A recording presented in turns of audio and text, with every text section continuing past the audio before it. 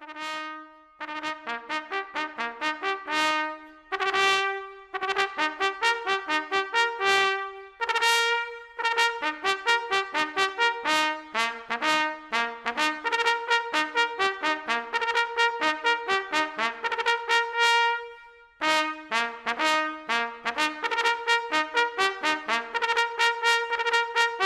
le président de l'association des porte-drapeaux de la Haute-Garonne, mesdames et messieurs, et c'est un honneur de prendre la parole devant vous ce matin, déjà pour aller dans le sens des propos qui viennent d'être dits, de vous remercier chaleureusement. J'ai pu voir de combien vous étiez disponible et vraiment courageux, parce qu'effectivement le vent a soufflé ces derniers temps, et sur les cérémonies notamment du 19 mars, j'ai pu voir combien les porte-drapeaux étaient vaillants et durs au mal. Donc pour ça, je tenais à vous remercier chaleureusement. C'est aussi l'occasion pour moi de faire, puisque je reste fonctionnaire, une piqûre de rappel sur les réglementations des porte-drapeaux. Je me suis permis d'écrire un mail à l'attention des présidents d'associations. Je ne le ferai pas très long, mais c'est l'occasion de vous rappeler que le diplôme et les insignes que vous portez, effectivement, sont des diplômes, et en plus, le sous-préfet va remettre des insignes dans quelques instants, sont des choses qui ont une grande importance à nos yeux, et donc qui respectent un certain nombre de règles. Pour ce faire, un porte-drapeau peut obtenir jusqu'à 7 diplômes dans sa vie, on va dire. On a rajouté dernièrement le diplôme des 50 et 60 ans de porte-drapeau, c'est dire qu'effectivement c'est un long parcours, et l'État souhaite reconnaître ses services au maximum. Sachez qu'il y a aussi un travail qui est mené par la ministre, Madame la ministre, sur valoriser les jeunes porte-drapeaux. Je sais que c'est une demande du monde associatif, et nous aussi, l'ONAC-VG, on est porteur là-dessus sur reconnaître les mérites des jeunes de moins de 16 ans, puisqu'effectivement, on ne peut pas remettre d'insigne de porte-drapeau en dessous de l'âge de 16 ans. Donc effectivement, je crois que la jeune fille a tout justement 16 ans cette année, donc elle pourra effectivement arborer l'insigne des 3 ans. Et donc tout un travail est fait pour cette jeunesse. Sachez aussi que notre service travaille avec le monde combattant à la mise en œuvre d'une école et d'une formation pour les porte-drapeaux, qui à la base était avisée plutôt pour la jeunesse, mais force est de constater que l'intergénérationnel fonctionne et que nos anciens parfois ne connaissent pas forcément aussi les règles. Donc c'est aussi l'occasion de rappeler un certain nombre de règles pour qu'ensuite les cérémonies se passent encore mieux. Sachez également que dans ce principe, donc le président nous dépose un dossier à l'Office national des combattants et victimes de guerre pour valoriser son porte-drapeau, pour nous indiquer qu'il a fait 3, 10, etc. C'est étudié au sein de notre service en commission mémoire, et pour préparer ce document, il y a une enquête de moralité qui est faite. Donc ça, je tenais aussi à vous en faire part. Cette enquête de moralité est faite par les services de la préfecture en lien avec l'ONAC-VG. Et donc quand on présente le dossier à la commission mémoire, sachez que cette enquête a été menée en amont. C'est aussi pour ça qu'on vous demande de respecter les délais quant à l'instruction du dossier. Il y a 2 commissions dans l'année. La prochaine a lieu en avril. Et en fin d'année, il y aura donc la 2e commission mémoire. Donc essayez pour, j'ai entendu tout à l'heure qu'une dame voulait déposer un dossier, de nous déposer s'il vous plaît le dossier avant le 11 avril, pour qu'on ait le temps avec nos services d'instruire les dossiers. Voilà, je ne vais pas faire beaucoup plus long. Il y a, dernier point, voilà, c'est des subventions pour l'achat et on va dire la rénovation, la restauration des drapeaux. C'est aussi une demande du monde combattant. Nous avons revu nos plafonds, donc il vous est demandé de nous faire passer un devis avec toutes les coordonnées de l'association. Et donc, si effectivement les dépenses sont entre 200 et 400 euros, on peut vous aider à hauteur de 100 euros. Si le devis est entre 400 et 600 euros, on peut faire une aide à 200 euros. Et entre 600 et 800, 300, 800 et 1000, 400. Et au-delà de 1000 euros, on pourra abonder à hauteur de 500 euros. Voilà, ça c'est les nouveaux barèmes pour la restauration et l'acquisition d'un drapeau. Et là aussi, ça doit passer en commission. Donc si vous avez un projet dans ce sens, merci de nous déposer le dossier avant le 11 avril. C'est le terme de rigueur. Voilà. Donc je vous invite à reprendre contact avec nos services ou avec moi-même à l'issue de cette réunion si vous avez d'autres questions. Encore une fois, un grand merci. Si vous avez des projets en lien avec la mémoire, le service de l'ONAC-VG, je vous rappelle, a aussi des expositions gratuites à vous prêter dans le cadre de vos manifestations. N'hésitez vraiment pas à venir pousser la porte de l'ONAC. On est 10 rue Roque-Morel, à la direction de la maintenance aéronautique. Et on se fera un plaisir de vous offrir un petit café et de partager vos projets avec les jeunes et les moins jeunes.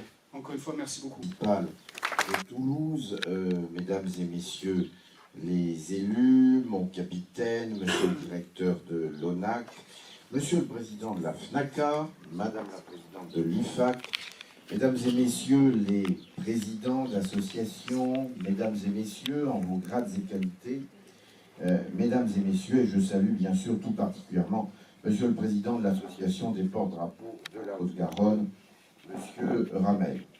Alors je vous remercie de m'avoir invité à votre assemblée générale, enfin de votre assemblée générale, et je tenais cette année à être présent parmi vous, parce que pour être, je m'efforce d'être très assidu aux cérémonies patriotiques, ce qui n'est pas toujours évident au regard, je dirais, de ma charge et de l'agenda. J'ai l'occasion de voir la place toute particulière qu'occupent nos porte-drapeaux, parce que vous êtes toujours fidèles, présents à ces manifestations, je dirais quel que soit l'endroit, parce qu'il y a bien sûr les monuments toulousains où nous nous retrouvons, mais parfois je pense ce que nous avons pu faire à l'intérieur des terres du département, dans différentes circonstances où vous étiez toujours présents. En tout cas, votre mission est hautement symbolique, puisque vous arborez bénévolement, lors de toutes ces manifestations commémoratives, le drapeau national, bien sûr, et puis parfois le drapeau ou les insignes de vos régiments, de vos associations. Et en tout cas, par votre présence, vous rendez hommage, au nom de la nation française, aux combattants et aux disparus. Par votre investissement, votre abnégation, je tenais au nom de l'État à vous remercier aujourd'hui, justement pour cette disponibilité, pour cet esprit de responsabilité dont vous faites preuve, bref, pour cette présence constante, encore une fois, par tous les temps. La dernière cérémonie du 19 mars était très vantée, mais c'était une très belle cérémonie. Vous êtes vraiment les dignes représentants des régiments, des associations pour lesquelles il vous a été dévolu le remarquable honneur de porter l'emblème. Alors, l'association des porte-drapeaux, dont l'historique nous a été retracé, donc très active dans ce département depuis 1982, c'est une association qui marque bien le paysage associatif du département et de notre pays, du sceau de l'exemplarité et de l'histoire. Exemplarité à travers les valeurs républicaines et les couleurs que vous avez défendues pour un grand nombre d'entre vous au prix de votre sang. Exemplarité qui vous a aussi conduit aujourd'hui à mener des actions de solidarité au profit de celles et ceux qui, les années passant, en ont de plus en plus besoin. Et exemplarité, enfin, dans votre présence constante, j'y ai fait référence, aux différentes commémorations qui animent notre calendrier mémoriel. En tout cas, la mémoire et le souvenir dont vous êtes les représentants sont le témoignage d'une nation qui n'oublie pas son passé et ne veut pas se condamner à le revivre, spécialement dans une période, le président Darmanin y faisait allusion aussi, à la tension, aux tensions internationales dans lesquelles, que nous traversions actuellement. Ce devoir de mémoire que vous portez est assurément le ciment de nos valeurs républicaines. Il nous lie entre générations, il constitue un rempart contre le rejet d'autrui, la banalisation de la haine, la stigmatisation.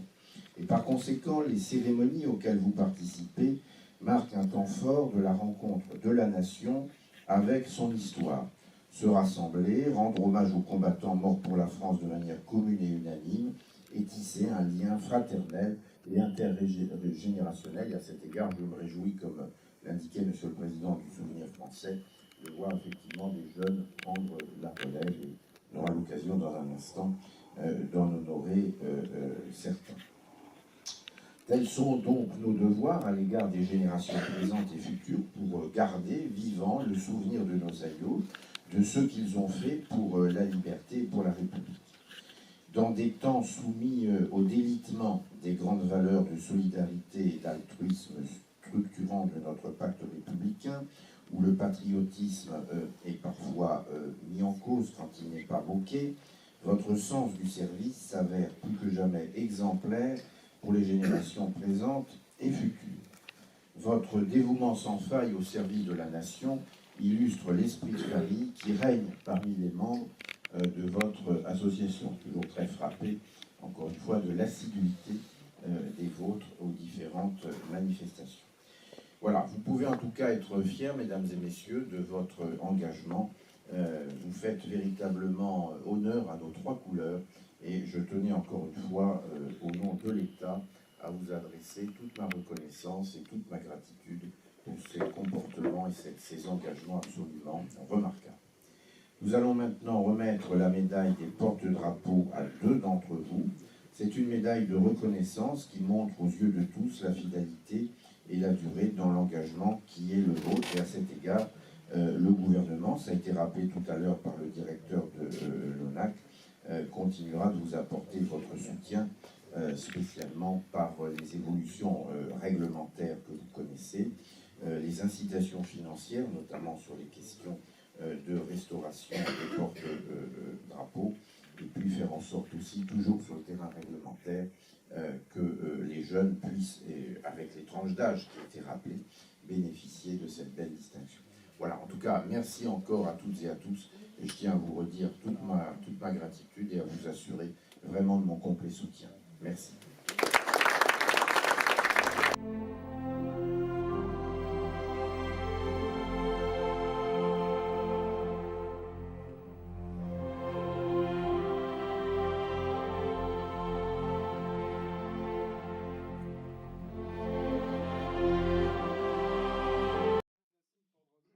Monsieur Didier Subtil, né le 18 avril 64 à Albi, fils de Bernard Subtil, ancien combattant de guerre d'Algérie, 27 mois. Service militaire à Mont-de-Marsan dans la gendarmerie de l'air en 82, école gendarmerie à Berlin en 83, garde de la prison de Spandau, de la commandanture interalliée de la division politique. Affectation à l'escadron de gendarmerie mobile de Bourg-Saint-Andol en 84, affectation à l'escadron de gendarmerie mobile de Toulouse en 92, affectation au groupement de gendarmerie de Toulouse en 2005, fin du service actif en 2022, 40 ans de mission, dont la guerre du Kosovo, des événements en Calédonie en 86 et 89, assassinat du préfet Erignac en 98, 13 déplacements outre-mer, 6 déplacements en Corse.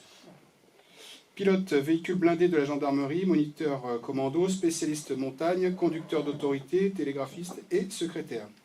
Depuis donc son départ en retraite, porte-drapeau des anciens d'Allemagne, 30e section de Toulouse, adjudant-chef de réserve de la gendarmerie des transports aériens de Toulouse et participe en tant que porte-drapeau de la 30e section des anciens des forces françaises en Allemagne au 100e ravivage de la flamme sur l'Arc de Triomphe le 11 novembre 2024, notamment avec sa fille Eva, porte-drapeau du souvenir français de Toulouse et gendarme. Félicitations.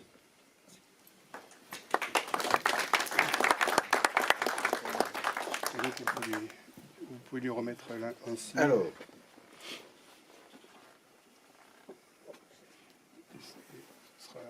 voilà.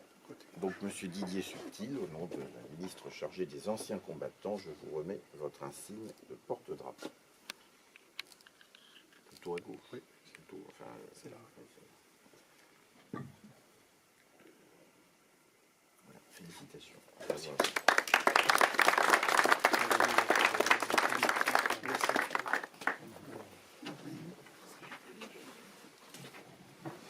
Bien, Maëlie Arifi, ce sera plus court, mais tout aussi intense.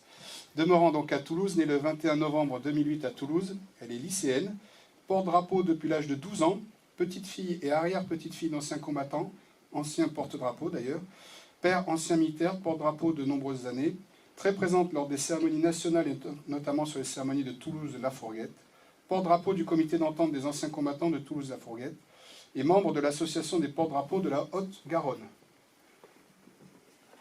Félicitations. Donc pareil. Maëlie, mademoiselle, au nom de la ministre chargée des anciens combattants, nous vous remettons votre insigne de porte-drapeau.